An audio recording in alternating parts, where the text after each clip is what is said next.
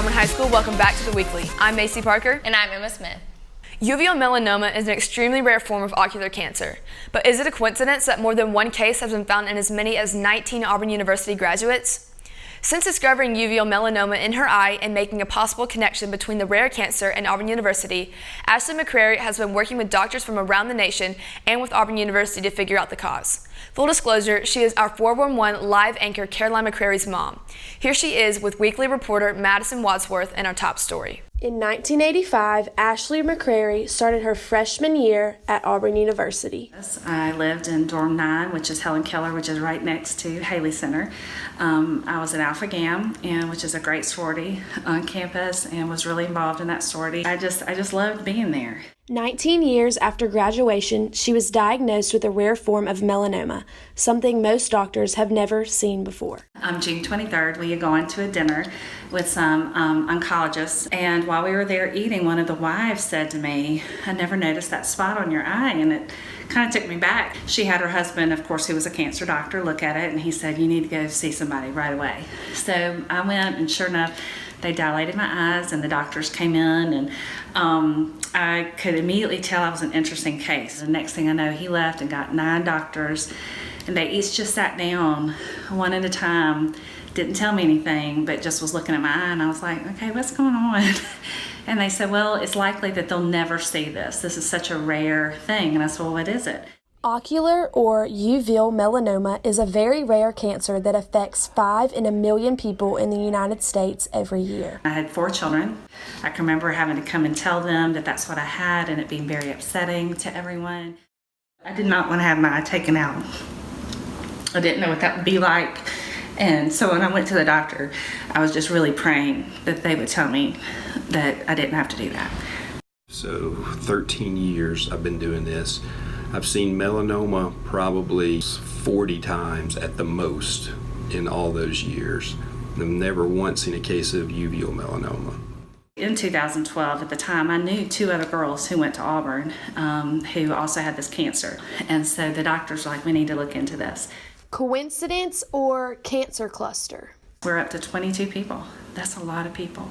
Was there something maybe in the atmosphere, something maybe in the water? I don't know. To me, a cancer cluster would be any type of cancer within a small geographical range. It's the same kind of cancer, and especially a rare kind of cancer. So when 19 more in the Auburn family were diagnosed with this unusual cancer, it struck up interest throughout the country. We were approached by the physicians in Philadelphia. They set up this conference at the Hotel and Conference Center and asked all kind of questions, like literally everything from childhood on, to see what kind of connection we all have. I think it's kind of fascinating that there's that many cases. Just finding them is kind of a needle in the haystack sort of thing.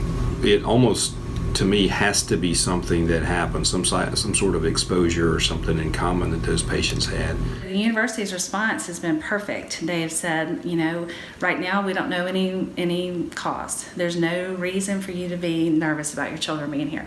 However, we do want to look into it, but they're more concerned about their health than they are about reputation or publicity or whatever. And I see that as a positive thing. Although the cause is still unknown, many doctors throughout the United States, along with the university, are working to better understand ocular melanoma and the cancer cluster here at Auburn. Sadie Hawkins. It was on, then it was off, then it was next year. Garrison Lackey brought the idea of a Sadie Hawkins dance to Auburn High School, and we sat down with him to learn about what happened to this dance and what will happen in the future.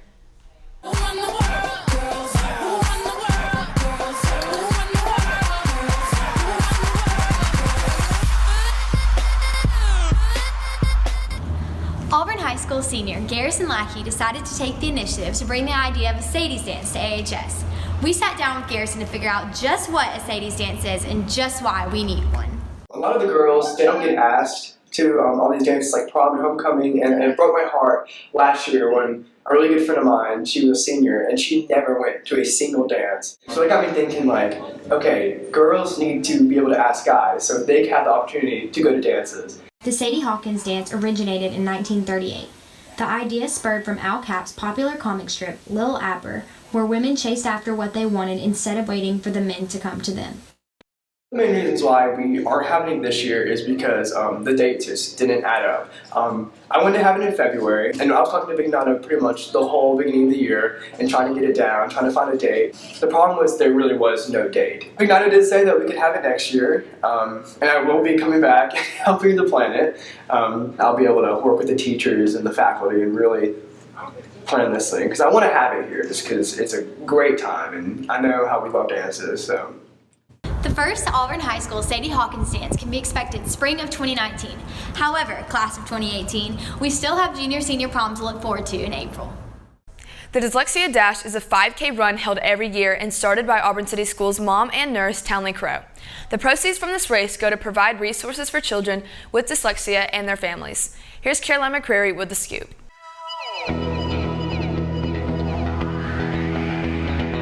The Dyslexia Dash is just around the corner, and for those of you who don't know what that is, it's an annual fun run and 5K to help raise money and awareness for those who have dyslexia and other reading difficulties.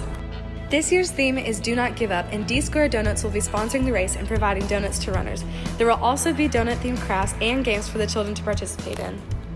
The race is on March 3rd, so you guys gotta go online to sign up, and I'll race you there. Baseball Players Play Against Cancer is gearing up for its annual fundraiser March 4th. With games played on March 5th and 7th, this event includes both softball and baseball teams from Auburn, Opelika, Smith Station, and Prattville. Here's some more information.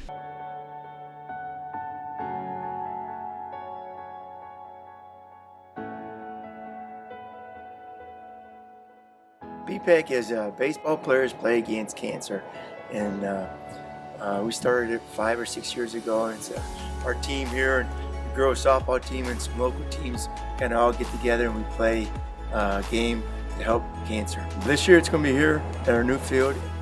You can get involved in a few ways. You can get involved by just donating money to the players.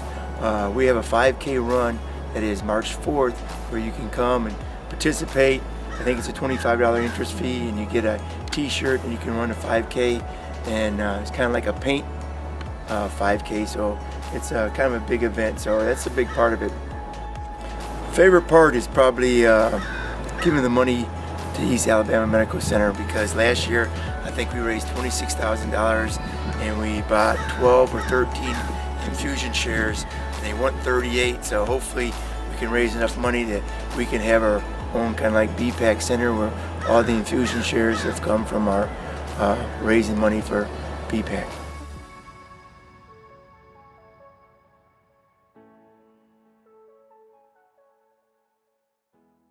Our social media reports are usually fun or funny, but this week is something you've never seen before. Released exclusively on our Tiger TV YouTube page, make sure you check out all of our social media reports, but especially this week's report, Teacher Hidden Talents. You will likely learn something about your teachers you never knew before.